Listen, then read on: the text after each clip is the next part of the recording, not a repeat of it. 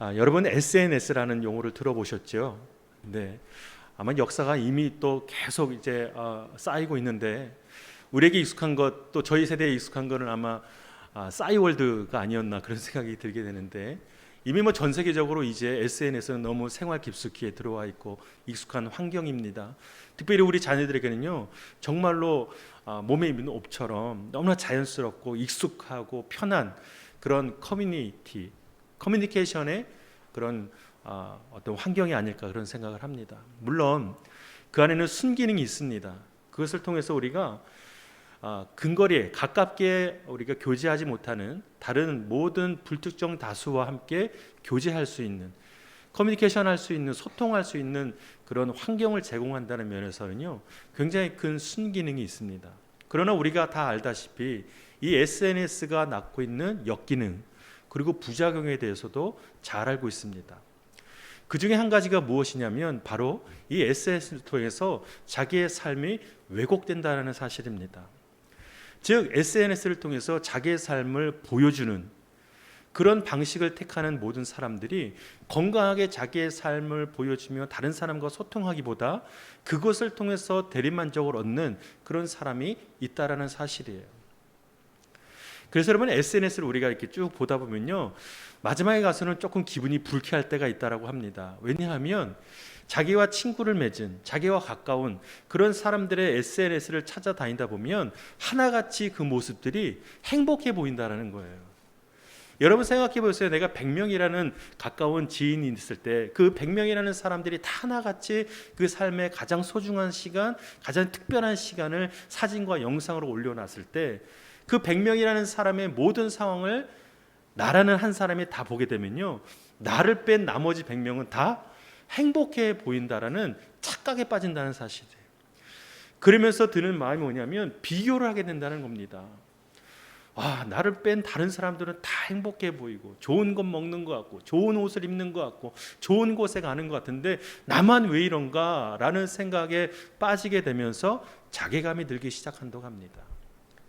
그러면서 결국에는 어떻게 됩니까? 자기도 그것에 발맞춰서 누군가에게 보여지는 삶을 포장하여서 거짓으로 보여지는 그런 방식을 택한다는 사실이에요. 그러면서 여러분 이 젊은 세대 중에서 여러분 자기 집은 없으면서 차는 사는 사람들 있잖아요. 그렇지 않습니까? 자기의 삶은 실제로는 그렇지 못하지만 SNS상에서 보여지는 자기의 삶은 굉장히 풍족하게 보이고 화려하게 보이고 다른 사람에게 인정받으려고 하는 그런 모습을 갖는 사람들 수도 없이 많다라는 사실이에요. 이처럼 우리는요, 지금 세대에 사는 사람들은요, 누군가에게 보여지는 것에 또 나의 삶을 보는 시선에 대해서 굉장히 많은 에너지를 쏟고 있다는 사실이에요. 물론 최근에 우리가 MZ세대라고 하잖아요. 이 신세대들은 다른 사람의 시선을 생각하지 않고 의식하지 않고 사는 세대라고 얘기합니다. 자기 개성 따라 사는 사람이라고 얘기해요. 그러나 면밀히 보면요, 여러분 자기 개성 따라 사는 그 모습조차도 누군가에게 보여지기 위함이라는 사실이에요. 나는 다른 사람들이 추구하는 것을 따라가지 않아 라는 내 것만 좋아해 라고 얘기하는 사람들도 자기 것을 보여주기 위함인 거예요. 그 마음 깊숙이에는 그런 마음이 있다라는 사실이죠. 제가 이 전반적인 배경을 장황하게 설명하는 것은 뭐냐면 우리가 어떤 시선에 우리의 삶이 묶여 살고 있는가를 오늘 말씀을 통해서 한번 살펴보고자 함입니다. 우리는 어떤 시선에 우리의 삶을 매이면서 따라가면서 살아가고 있는지 말입니다. 물론 여러분은 이 말씀을 전해드렸을 때 아마 금세 추측하셨을 거예요. 나를 보시는 하나님에 매여 살아야 한다. 그러나 여러분 생각해 보세요. 그것이 어디 쉽답니까? 쉽지 않기 때문에 오늘 말씀을 통해서 다시 한번 우리의 신앙을 가다듬고 다시금 우리의 삶의 방향을 조정하는 그런 시간이 되기를 바랍니다. 오늘은 이 하갈이라는 사람이 등장합니다. 여러분 잘 아시는 것처럼 하갈은 아브람과 사레 그 관계 속에서 나타나는 등장하는 인물입니다. 특별히 사레가 자기 가까이에 두고 있는 여종입니다. 몸종이라고 얘기하죠. 우리가 조선시대 사극을 보면 어떤 양반집 그 여인의 옆에서 항상 따라다니면서 수종을 들고 심부름하고 하는 여종 말입니다. 그러니 당시에 아무리 애굽 사람이라 할지라도 이 신부는 천한 신분입니다. 자기의 자유의지도 없이 노예의 신분으로 있었던 사람이 바로 이 여인 하갈입니다. 그런데 이 하갈이 등장한 이후로 아브라함과 사라의 관계 속에 개입하는 사건이 등장합니다. 그것이 뭐냐면 하나님께서 아브라함에게 큰 자손을 줄 것이다 라고 약속하셨음에도 불구하고 이미 수년이 지나도 그 하나님의 약속이 성취되지 않은 상황에서 이 사라가 자기의 생각을 들어 이 하갈을 자기 남편 아브라함과 동침하여 자녀를 갖게 되는 계획을 세우게 됩니다. 근데 결국 이 하갈은요, 나중에 그 아이를 갖게 돼요. 근데 오늘 성경에 읽지는 않았지만 이 하갈의 태도를 우리가 주목해 볼 필요가 있습니다. 하갈이 임신한 뒤에 완전히 얼굴이 바뀌어서 자기의 주인이었던 누구예요? 사례를 업신여기기 시작합니다. 여러분, 이 장면이 익숙하지 않으세요? 우리 사극을 보다 보면 이 장면이 너무 잘 드러나요. 그런데 이 이후의 스토리가 어떻게 진행되는가? 너무 모멸감을 느꼈던 이 사례가 자기 남편인 아브라함에게 찾아와 이 하갈을 어떻게 할 것인지에 대해서 제언을 합니다. 그런데 이 상황 속에서 아브라함은요, 믿음으로 판단하지 못하고 자신의 아내 사라에게 이렇게 얘기합니다. 쉽게 표현하면요, 너 마음대로 해. 그리고 나서 이 사라가 하갈을 어떻게 합니까? 학대하기 시작해요.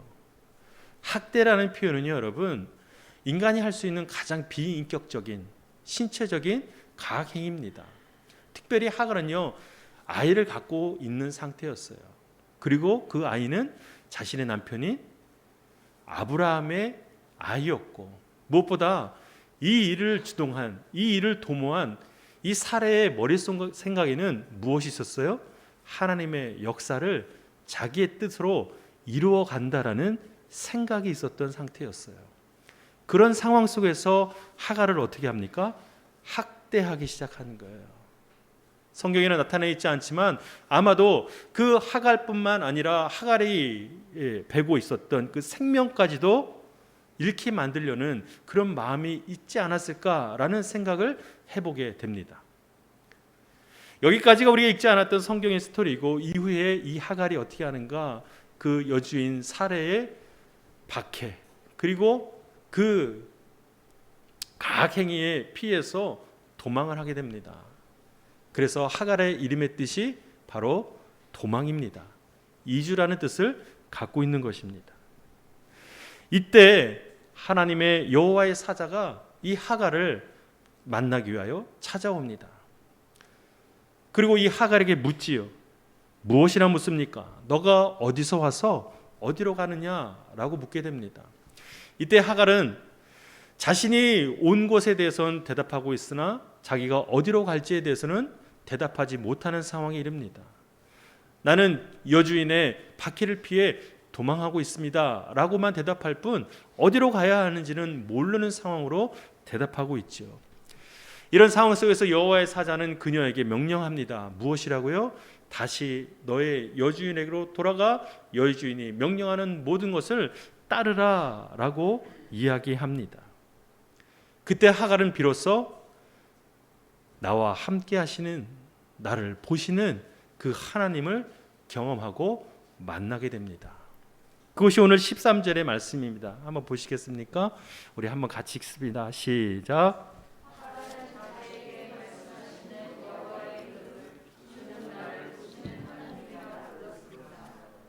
내가 어떻게 여기서 나를 보시는 하나님을 뵐 수 있었단 말인가 라고 말했기 때문입니다. 앞절 틀어주세요.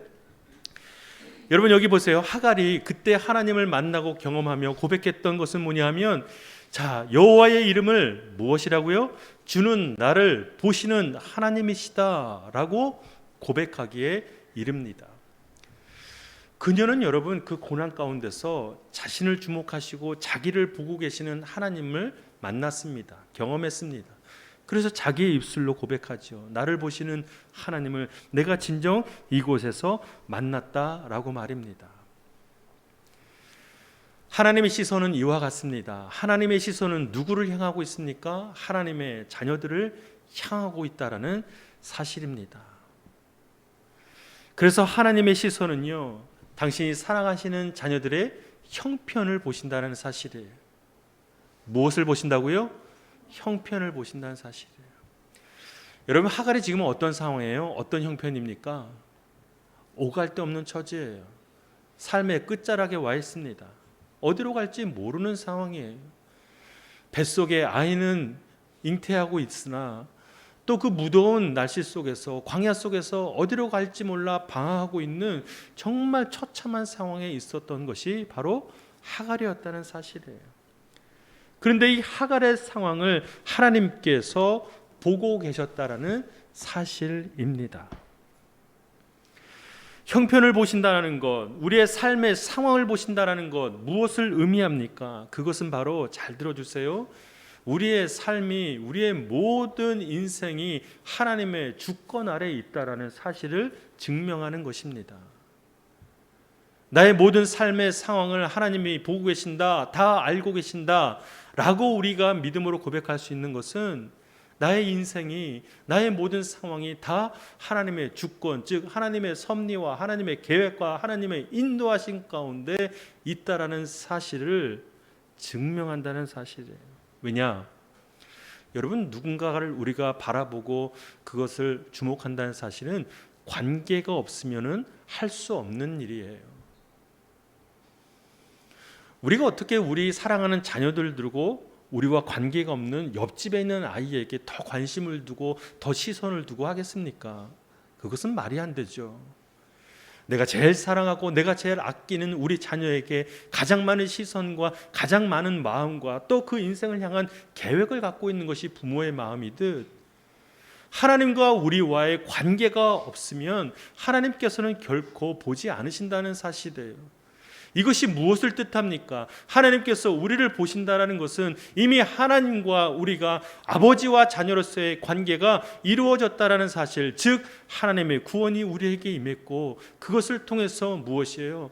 우리의 인생이 하나님의 주권 안으로, 하나님의 통치와 다스림 안으로 들어갔다라는 사실을 우리에게 알려주는 것입니다. 이것이 바로 오늘 하갈의 모습을 통해서 우리가 깨달을 수 있는 하나님의 시선의 모습입니다.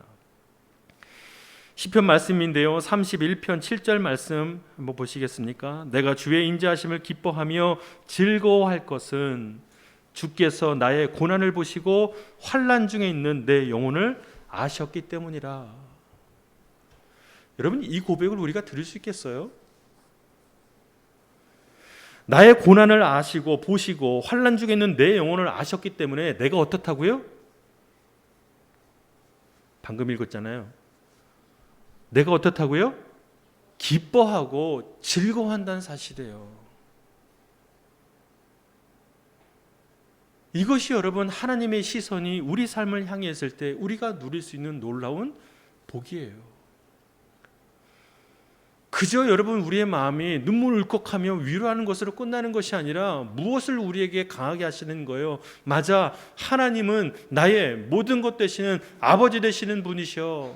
그러니 내 상황이 비록 곤고할지라도, 환난 가운데일지라도 내 마음에는 무엇이 가득해요? 기쁨과 즐거움이 가득하다는 사실이에요. 세상에서는 이해할 수 없는 이 이치를 오직 하나님께서 구원하신 자녀들에게 허락하셨다는 사실이에요. 아니, 저 사람은 지금 하루 먹고 하루 벌어 하루 먹고 사는 것이 힘든데 어떻게 저렇게 웃는 모습으로 즐거워할 수 있는가? 세상 사람은 이해할 수 없어. 그러나 우리는 알고 있는 거예요. 우리의 삶이 팍팍하고 우리의 삶이 하루하루가 고단하고 지칠지라도 하나님께서 나의 삶을 주목하고 보고 계신다는 사실 때문에 내 마음 가운데는 슬픔과 두려움과 걱정과 염려보다 오히려 기쁨과 즐거움이 가득 넘친다는 사실이에요. 여러분, 이것을 믿으십니까? 이것이 하나님께서 우리를 보는 시선 가운데 주시는 복이에요. 저희 가정이 모처럼 만에 재정적인 이 시험 가운데 지금 지나고 있어요. 예전에 제가 온누리교회 다닐 때 그때 재정훈련 받았을 때 이후로 다시 이 기간을 지나고 있는데 하루하루가 힘들죠. 하루하루가 어렵고 하루하루가 걱정거리가 쌓아가고 어렵지만 우리가 붙들 수 있는, 저와 아내가 붙들 수 있는 오직 한 가지는 뭐예요? 하나님이 우리 가정을 보고 계신다. 우리 가정을 주목하고 계신다. 그 믿음 한 가지예요. 그러니 우리가 이 터널을 지나갈 수 있는 거예요. 버틸 수 있는 겁니다. 그러니 우리 마음 가운데는 염려와 걱정보다 하나님의 기쁨과 즐거움이 넘칠 것으로 우리는 믿고 나아가는 것이에요. 이것이 바로 시편 가운데 다윗이 고백하는 거예요. 자기를 죽이려고 하는 사울의 위협 속에서도, 자기를 배반한 모든 사람들의 그 어려움 속에서도 무엇을 고백하고 있어요? 나는 하나님께서 나를 보고 계시니, 나의 고난과 나의 환난과 나의 어려움을 보고 계시니, 즉 하나님의 계획과 하나님의 섭리와 하나님의 구원 가운데 내가 있으니 나는 결코 무너지지 않을 것이다. 나는 오히려 기쁨과 즐거움으로 나아갈 것이다 라고 고백하는 것입니다. 사랑하는 여러분, 하나님께서 여러분의 삶을 주목하시고 바라보고 계십니다. 그것은 곧 여러분의 삶이 하나님의 계획 가운데 있음을 믿는 우리 모두가 되기를 바랍니다. 바랍니다.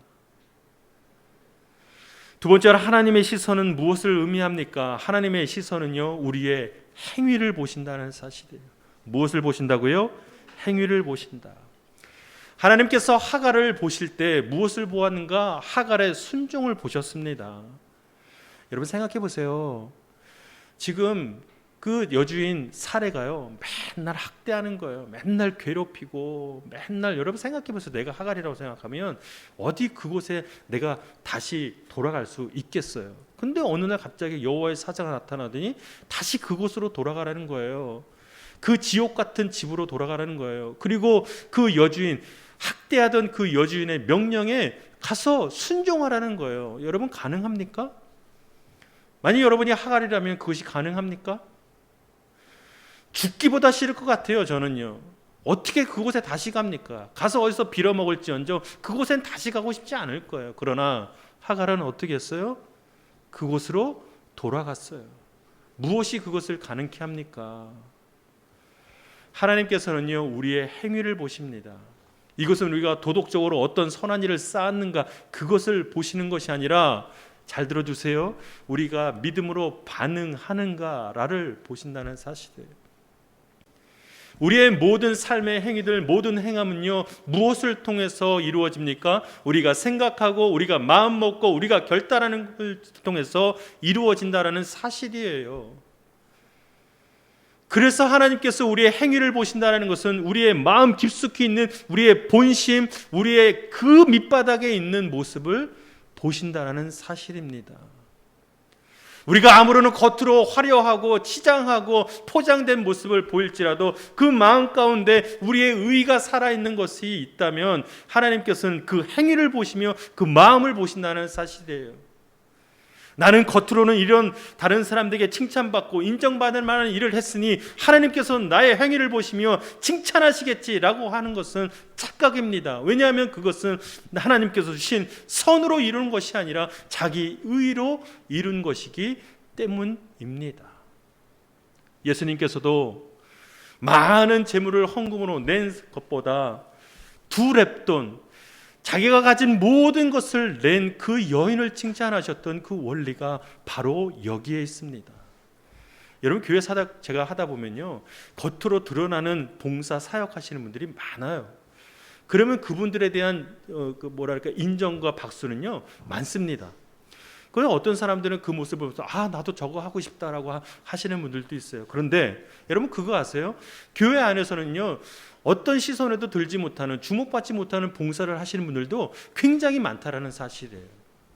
물론 그것이 100% 맞다 틀리다라고 얘기할 수는 없으나 여러분 우리의 행위는요, 우리의 마음으로 만들어진다는 사실을 안다면 하나님이 우리의 행위를 보신다는 것은 곧 우리의 마음을 보신다는 사실이에요.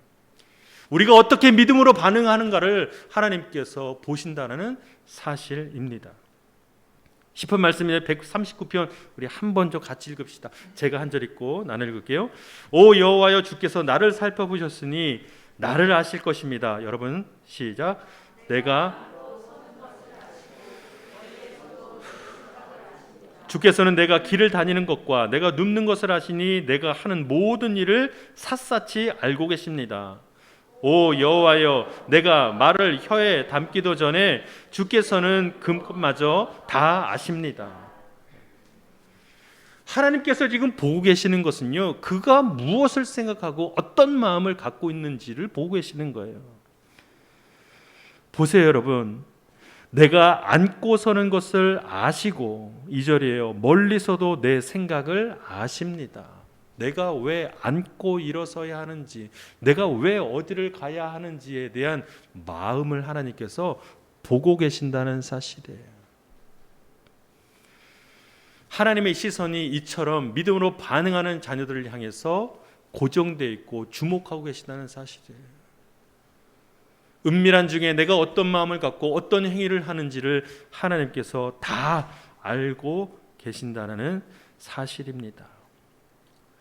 부끄러운 고백 중에 하나인데, 예전에 제가 저희 학교 다닐 때 한번 이런 일이 있었어요. 어떤 일이냐면, 저 포항에 있는 한동대라는 학교가 있었는데, 그 학교랑 저희 학교랑 뭐 이렇게 서로 이렇게 의견을 맞춘 건 아니었지만 우연찮게도 두 학교가 다 무감독 시험을 하게 된 경우가 있었어요.